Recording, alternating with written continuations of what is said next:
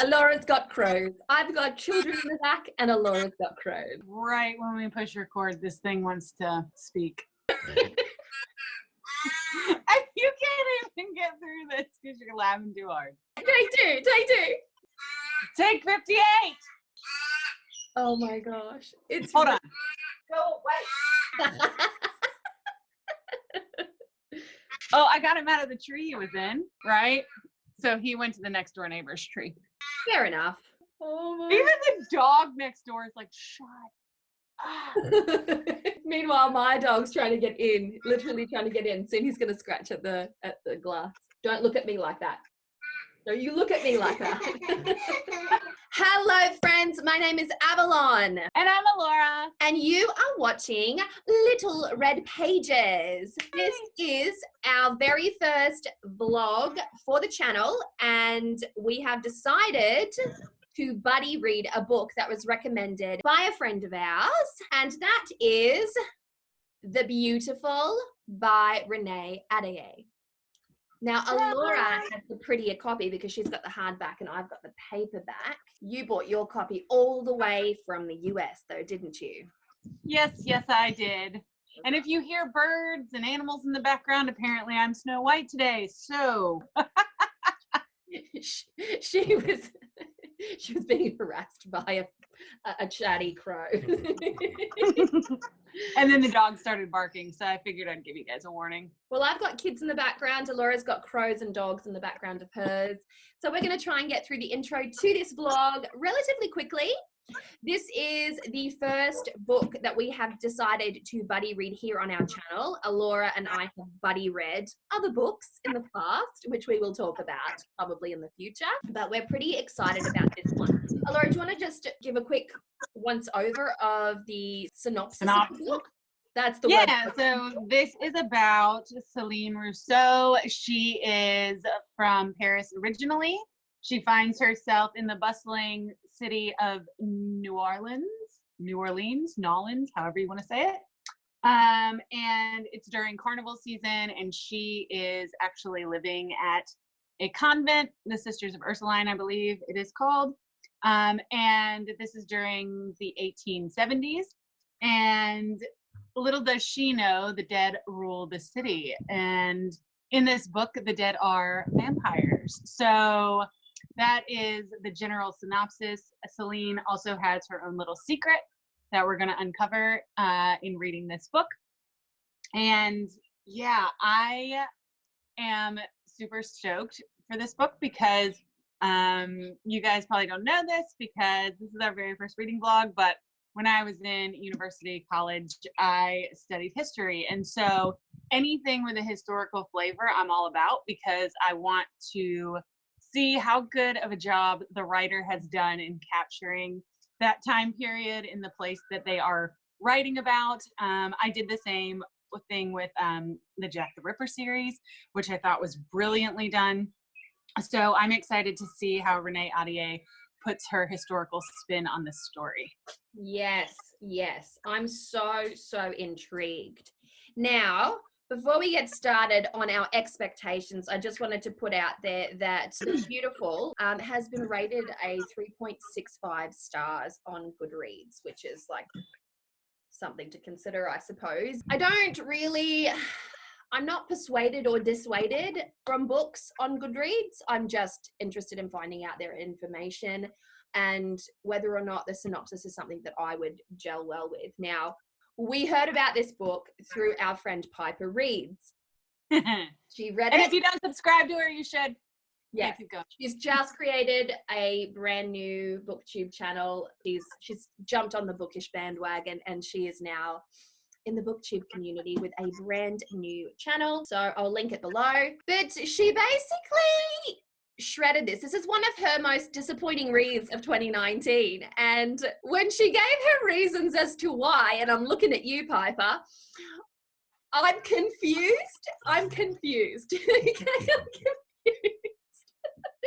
So Alora and I were talking about it, and we just decided that we had to read it. I'm not coming at this one with any expectations whatsoever. I'm here for the atmosphere of New Orleans in 1872. That sounds fascinating. And I'm also here for the magic, the mystique, the sultry nature of that brooding city at that time. So that's why I'm here, for the atmosphere.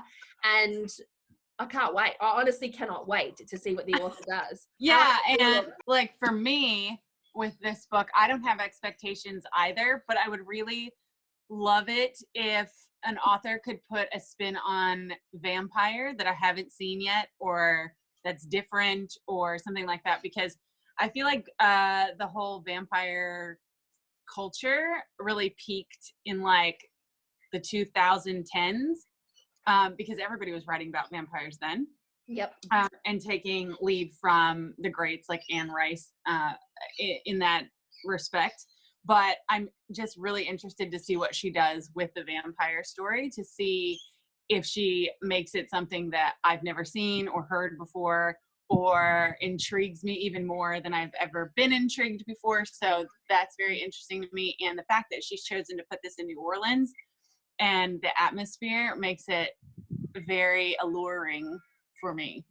Yes, that's exactly what. That atmosphere is what I'm here for. Like, it's the atmosphere. I'm fascinated by New Orleans. I've never visited. I'm in Australia. I've never been to the States. I've been to South America, but not North America.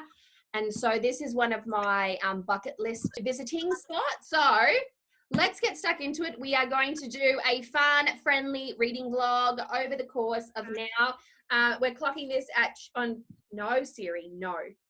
Tuesday, the 25th of February, and we hope to have this one done in about a week. I'm not a super fast reader, and I have lots and lots of things to do in my life.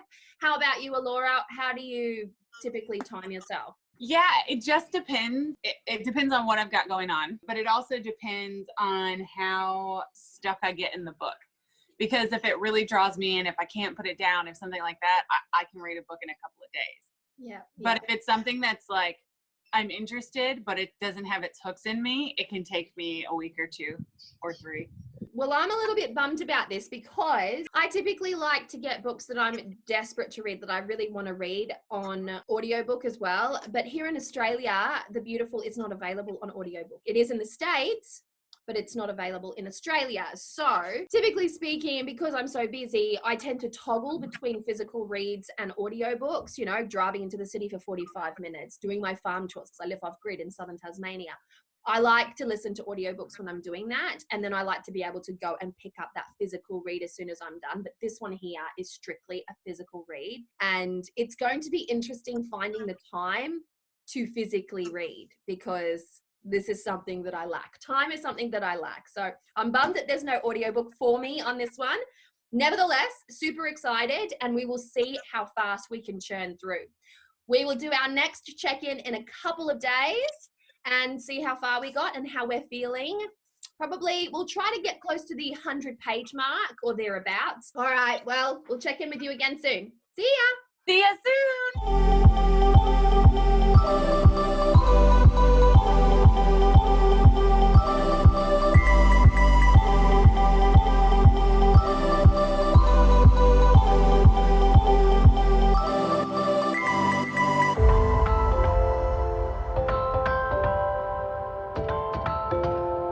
Today's weather doesn't know what it wants to do with itself, so I'm coated up, or jumpers on, but I will definitely be losing it towards this afternoon, because apparently it's going to switch to 24 degrees. Anyway, I'm heading out. I've got to take my little ones to the doctor, and I'm bringing The Beautiful with me.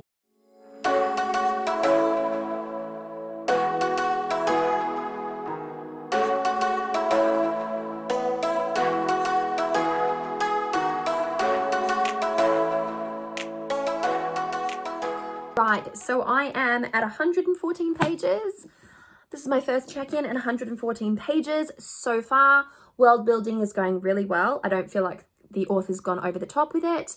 I'm loving the atmosphere. This is why I'm here. This is why I'm reading this book, for that palpable atmosphere. Now, I'm finding that I'm extremely pleasantly drawn in by the synergy between Sebastian and Celine. And as far as the side characters go, I have a particular interest in Celine's friend Pyperh because I think she's going to be a little bit more instrumental to the story than she is right now. And I'm also really, really loving Odette. So we have reached a point in the story where we've been introduced to the Den of Lions, and that too seems to be like it's going to be a pretty poignant aspect of the story. And I feel like right now at this point, the story is like teetering on a knife's edge. I'm really intrigued and I'm excited to keep on reading. So a little bit about the first 100 pages. There's excellent world building. I'm finding the writing to be as descriptive as I want it to be. My only little issue is that sometimes it's too descriptive, giving details that aren't really necessary unless you are a fashion history buff, or I'm a history buff, but even some of the details are a little bit for me just because I didn't study fashion history. But I am finding in general the book is very atmospheric. It captures New Orleans in the 1870s perfectly. I find the way that the characters are introduced is true to who they are as characters. So the characters all have a little bit of mystery around them, and I think that that is intentional because as the story goes on, more things are going to unfold and you're going to learn even more about the characters. I love the supporting characters. I am loving the way that Odette and Pyperh are woven into the story, which are two of the supporting characters. I'm really enjoying the book so far. And predictions for the next 100 pages. So we're definitely, once you get to the 100-page mark, there's definitely something about to happen. And so I'm itching to get to the next 100 pages because I feel like there's going to be a murder taking place in the next 100 pages, and we're about to learn a lot more about just who runs the city and how it's all intertwined. I found the descriptions of the Court of Lions to be fantastic and shrouded in mystery. There are even snakes and little details that make it extremely fascinating. And another thing that I was taken by surprise with this book is that the occult in the 1800s is woven in, which is interesting because it's a little bit different than the occult world today. So yeah, so far I'm loving it. This is my 100-page check-in, and Avalon and I will check in with you guys together at the 200-page mark. So stay tuned. Hi friends, so we are back and we had every intentions of checking in far more regularly than what has transpired. Alora and I just got swept away with the story. Like, how would you put it? Like, we had every intentions of doing a 200 page check-in, and describe what happens, Alora. Well, the story picks up and starts to move really, really quickly to where you want to keep reading because you kind of don't know what's happening, but something's happening. So you have to keep reading to figure out what exactly is happening. So that kind of happened, and then we ended up finishing at the same time. I needed her to finish it because I finished the last couple of pages in the morning, and I was like, oh my God, I have to decompress. I have to talk to someone about this. She basically powered through it, and she's like, right, let's do this. So here we are doing this. Here is a spoiler-free review of The Beautiful by Renee Ahdieh. It is a paranormal romance. As Alora said, it's more into the new adult classification, definitely the older end of YA. Okay, so first of all, cover art and aesthetics. So I have the hardback edition with the beautiful sleeve, and I love the artwork that has gone into this. I don't know who the cover artist is, but the hardback is definitely awesome. And plus, like, even when you take the sleeve off, there's a nice little, I don't know if you guys can see this, but there's a nice little embossing on the front that is the Court of Lions symbol. So that's pretty cool. And even on the inside, there is a map of, There is a map of New Orleans in the 1800s, so that's pretty neat. Whereas I got, by comparison, the boring paperback, which has none of these things. There's no embossing, there's no map. It's your standard paperback. So I loved the cover art. I thought it was really beautiful. It has that kind of, it has the vampire feel to me. When I look at that, I think, oh, silver goblet. Tumble of, I can see that that's rose petals, but, you know, imagination sort of steps in and can fill the blanks. But I have no complaints about the cover art, and even the paperback is, it's good to read. Like, it opens up really nicely, and that to me is important. Like, I want a book that does this, and it's not tight in the middle either, at least not from the perspective of a reader. Like, I'm fine with that. So yeah, pretty happy with that. Let's talk a little bit about the writing style. Now, to me, Renee Ahdieh has a lightly flowery writing style. I wouldn't say it's lyrical, but I would say that it's quite beautiful and it flows really nicely. I will tell you guys that there is a lot of French language in this. She does a pretty good job of translating that into English to give both versions so you know what she's talking about. I would say in some places the writing is a little superfluous, meaning that it goes a little bit further than it needs to go. But in general, she has a really great writing style that's easy to follow and sink into. The style of composition in this book is pretty straightforward. You do have journal entries. These journal entries periodically throughout the book to give a different perspective. The book is also written in third person, and then you have these diary entries every so often to give that sort of insider view of the criminal mind, if you will. Yeah, the only part of the composition that I was not a fan of was towards the end of the book. In fact, I believe it's the very last chapter. The point of view switches from third person throughout most of the book to first person. And I thought that was a little bit clunky, and it could have been done a little bit better. But in general, the composition is pretty easy to follow, because even the journal entries that are more first person, they are well placed and they are well set apart. So you know that that is meant to be there and that's what it is. But the chapter in the back is written exactly like all the rest of the main chapters. And so it's a little bit jarring when you go from third person to first person after reading pretty much a whole book in third person. So that's the only part of the composition that I was like, oh, whoa, what just happened? But in general, it's well put together, yes. So let's talk plot and subplot, shall we? Alora, would you like to kick us off? The meat of the review. So the plot is really good. Like, okay, so the main plot is really good. I thought it was done really well. The romance aspect of this book is phenomenal. The characters, yeah, they jump off the page. Yeah, they are written very well. And so their story and what's happening with them is bordering on epic as far as that portion of the plot goes. The story is written in such a way that the plot is, Renee Ahdieh in this book is very Tarantino-esque, in that for most of the book you're going, wait, what? Huh? Like, what is happening? I think the plot as a whole was a pretty solid read. However, there were quite a few holes that I would have liked to have seen filled. Bastien and Celine, as characters, they are tactile. You can feel them. They come off the page. It's brilliant. Yes, and this whole story revolves around Celine, who is from Paris, and she comes to New Orleans looking to start a new life.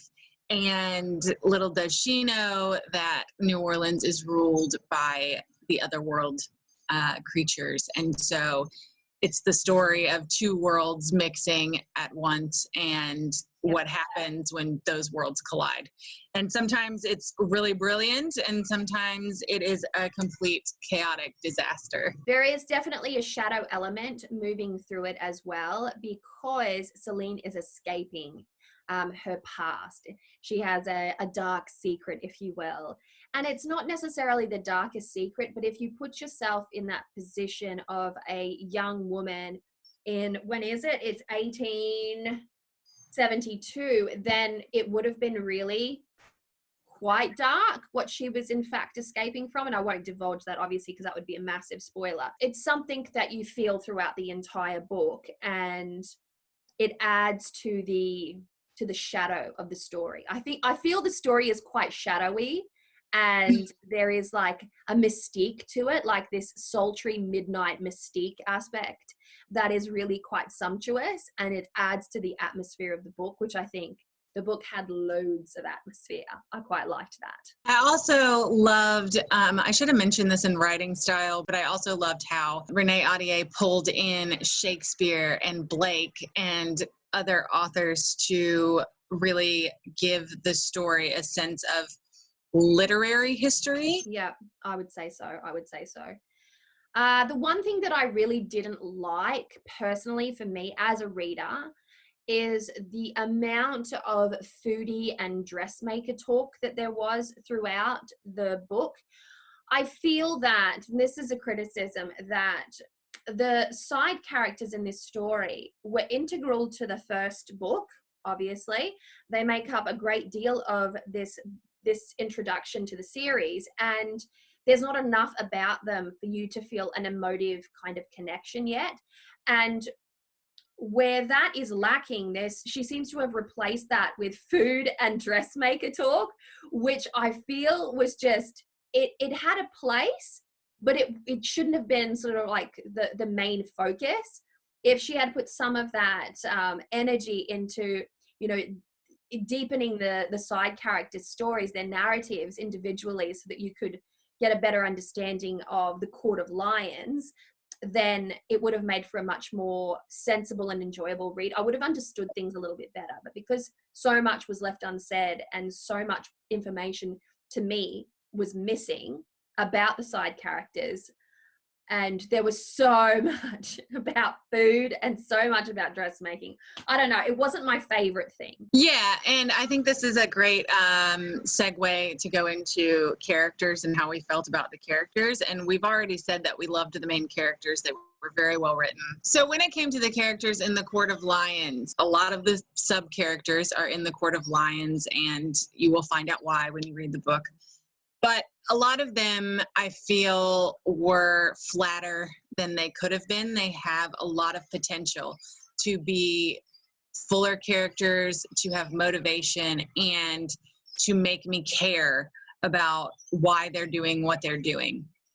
Now, with that said, the second book is called The Damned. So I have hope that maybe their stories are fixing to be told in book 2. I don't know, but I still would have liked more characterization in this book, because when I read a book, I enjoy it so much more when you give me a reason to care about the characters, whether they're good or bad. Like, we have friends that came into this read with high expectations, and yet we came into it with very low expectations. We just wanted to know what all the fuss was about. And I was really pleasantly surprised. I loved the romance.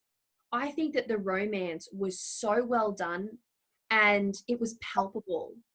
Like, there was all this tension, like appropriate tension, and it didn't get too drawn out, and it wasn't overtly ridiculous. I think the subtlety of the romance and the way that it was executed was beautiful. So if you're a lover of like good romance in a book, then you will really love this one. For sure. So that's a good segue in who is this book for and who is this book not for. I would say this book is for anybody who really likes paranormal romance. You're going to love this book for the romance. This is not for somebody who is looking to best the masters of vampire authorism. I don't know. Literature? Yeah, authorism. Master writers of vampire fiction. She's not to that level, so don't expect that. But if you go into it knowing that, I think you're going to be pleasantly surprised and really like it. Okay, so beers and cheers. All right, we have reached the beers and cheers portion of this video. Now, many of us like to rate our books. I personally am still devastated that Goodreads does not do half stars, but let us move on. We have decided to rate our books in the form of beers and cheers because Alora and I are of legal drinking age, and we do enjoy an alcoholic beverage to go with our read. I think it actually enhances the reader experience and makes for a very enjoyable Friday night, folks. Yes, we are those exciting people who sit and read on Friday. Hashtag book nerd problems. Yes, indeedy, indeedy. So we have a beers and cheers. And here we choose an alcoholic beverage that we feel fits the theme, the genre, the taste, the vibe of the book. Let's put it that way. The flavor. The flavor there. And we rated therein. So, Alora, would you like to put forth your beers and cheers? I would. So I am giving the beautiful 3.5 red wines because this book, a lot like red wine, at first takes a little time to acquire a taste, but once you get the first one down, you're good to go. I didn't give it more than 3.5 just because I felt like there were some issues for me with this book as far as characterization and some of the subplots go. But I loved the overall writing style. I loved the romance aspect of this book, and I actually can't wait to read the next one because I'm hoping that all of my dreams for the supporting characters come true in that book. Yes, I'm hearing you. And I wanted to give this one 4 red wines. I really did. I think red wine is a lovely pairing for a vampire paranormal romance, by the way, for all the obvious reasons. And I'd pick a Merlot, definitely, and for certain. But I wanted to give it a 4. However, there was a moment, and Alora knows it, it's a spoiler. There was a moment where I literally saw myself ripping a star in half, going, I'm revoking this half star because that just didn't need to be said. It didn't need to be in there. And it goes back to one of the cons about, just less is more. Less is more with the inner monologue aspect. So 3.5 Merlots. A really beautiful crystal glass too, because I feel the decadence of that sort of matches the theme, the vibe of the book. So that, folks, brings us to the end of this spoiler-free review. If you have read the book, I urge you to stick around because we are now going to go down and dirty into the details. We're going to do a little gushing. We're going to do a little divulgement, if you will. So I feel like I want to change clothes and slip into my pajamas and grab a wine, in fact, for the portion of this. But let's get stuck into it right now. Alora. And since this is our first review / reading vlog on Booktube, if you guys have critiques, criticisms, or if you want to chime in whether you liked the book, hated the book, what you thought of the book, please leave it in the comments below. And if you like seeing us do all this stuff, like, share, subscribe, and hit the bell to know when a new Booktube video comes out from us. Okay, so where do we want to start? Do we want to start with like the loves portion? Of course I want to start with the loves portion. Oh my God.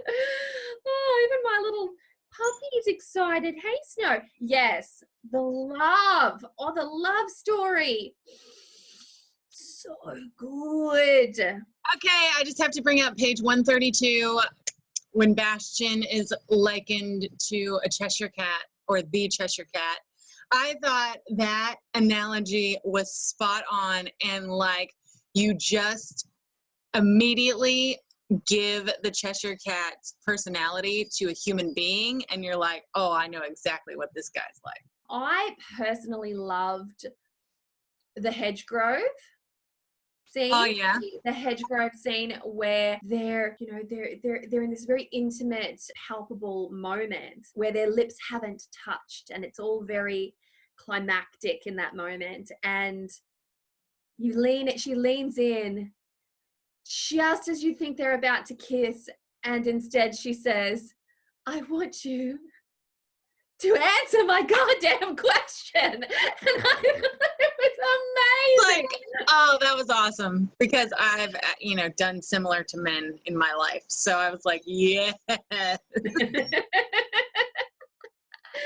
Oh, I loved it. I really did love the less is more in the romance department as well. I thought that they could have made it really silly. Like the author could have gone really over the top, and it was all kissing and all touching and all like physical contact.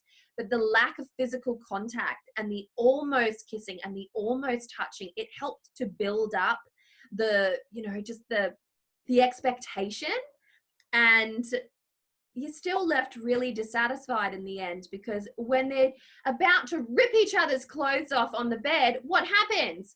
Nigel's dead body streams out the place. It's like, it wasn't for me, Alora. It wasn't for me.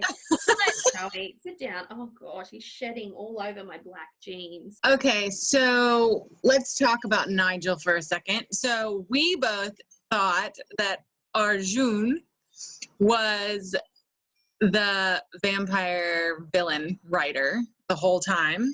Indeed. And then Nigel ends up being the bad guy. And which doesn't make sense, because again, you don't know why is Nigel the bad guy? What's the motivation? The motivation is never truly discussed.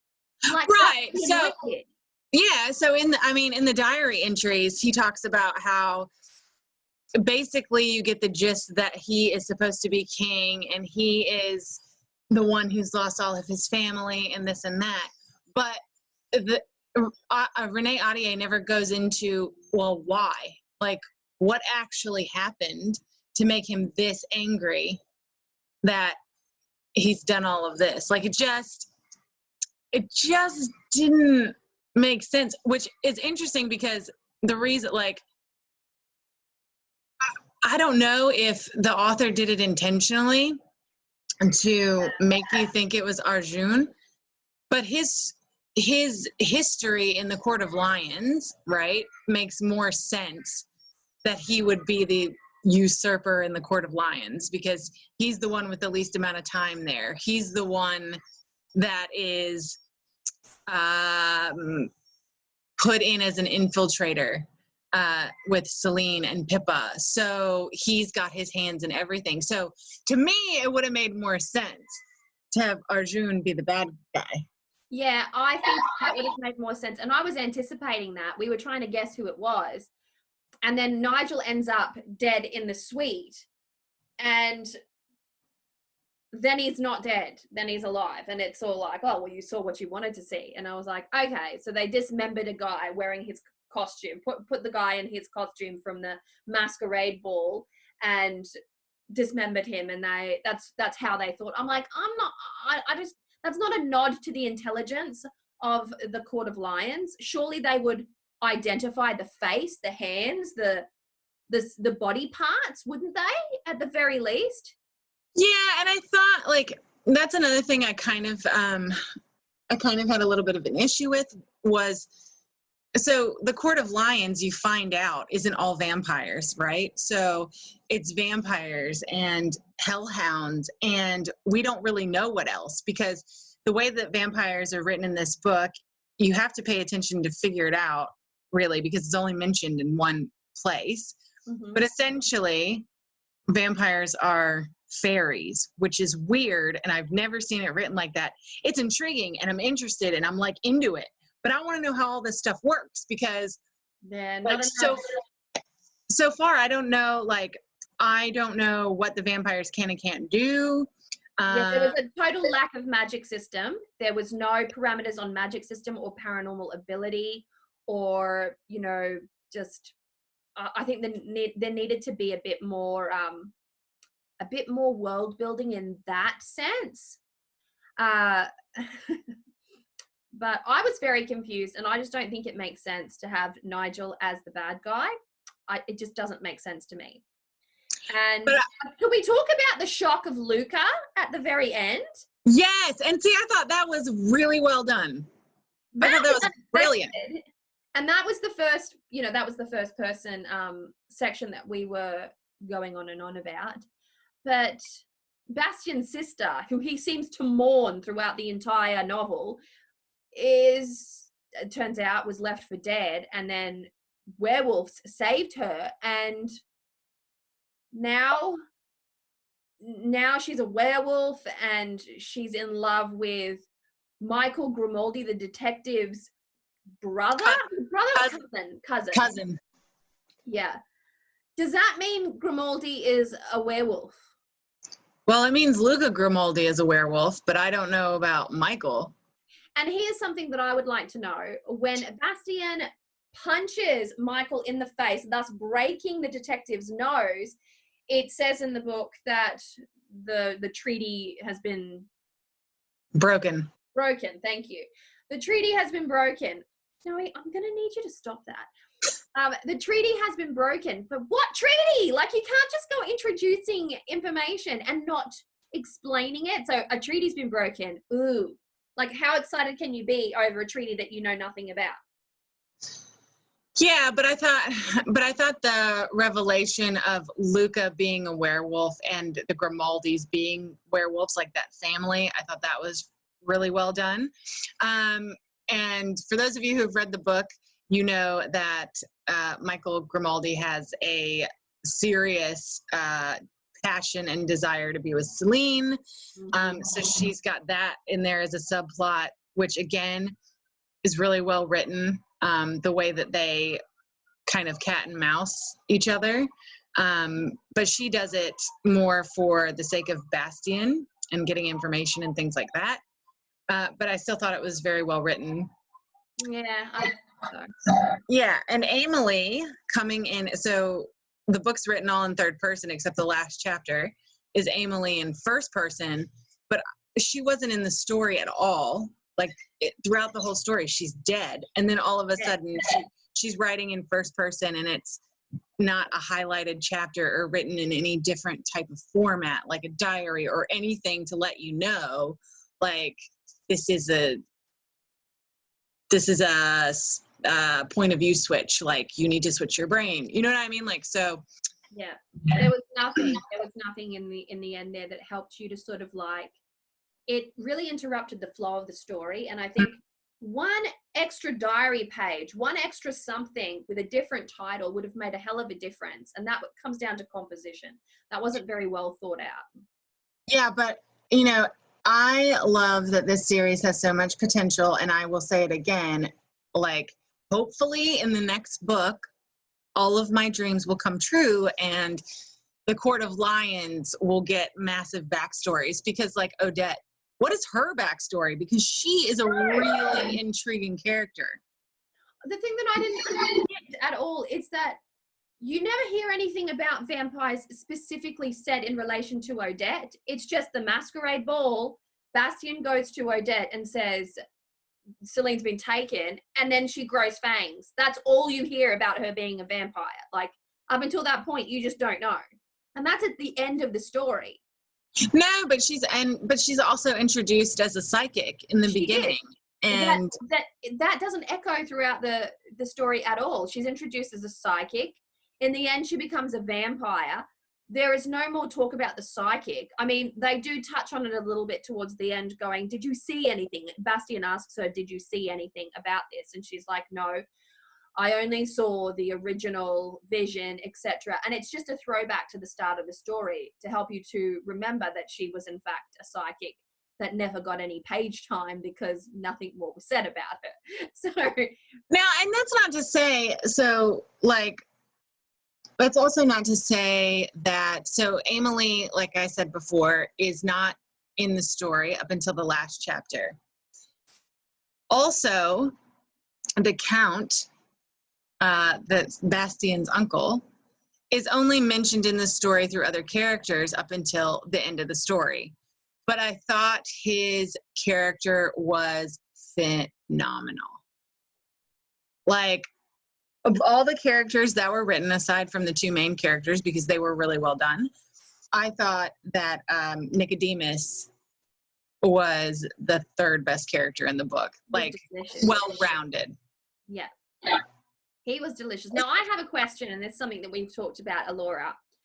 When Phoebus is on the roof and, you know, all of that stuff with the Court of Lions and the threat and the show of force happens, and Phoebus is given the option to retain his memories and be well respected by Bastian so that Bastian can keep him as an ally, and he chooses to have his memory wiped, then there is a scream of bloody murder, and that's all you hear about it. So why was he screaming like that? Was it just a memory wipe, or did they do more to him? Yeah, I don't know. And I think that goes back to the lack of magic system.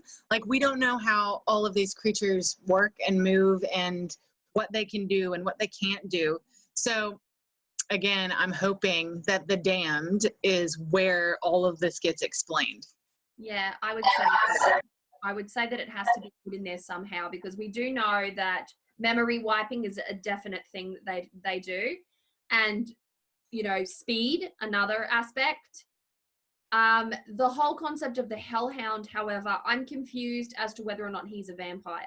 It sounds like he is a vampire simply because Nicodemus calls him, or calls the Court of Lions, his children. Mm. So being that he is a vampire, I don't see how he would have created anything other than a vampire. Yeah, like I said, that's just a lack of a magic system, or the richness of a whole magic system. We don't know all the details. So yeah, hopefully that gets explained, because like I said, I really think this series has a lot of potential, and I really hope that it gets expanded upon and there's a lot more magical meat in the next one. Yep, agreed. All right, well, that pretty much covers it. I mean, we don't want to go too much into it, because I do feel like a lot of the crux of the story was in fact missing, and that you can only speculate at this point. So while speculating is fun, I feel like we've done enough speculation, and I'm very curious to continue reading the series to see exactly where it does go. And yes, I did enjoy it. I did. And I did as well. And since this is our first review / reading vlog on Booktube, if you guys have critiques, criticisms, or if you want to chime in whether you liked the book, hated the book, what you thought of the book, please leave it in the comments below. And if you like seeing us do all this stuff, like, share, subscribe, and hit the bell to know when a new Booktube video comes out from us. Okay. All right, folks. Well, thanks so much for watching. We are Avalon and Alora for Little Red Pages. Cheers, beers, and don't commit literary abuse. Always use a coaster when reading. And we will see you guys next time. Happy reading. Bye.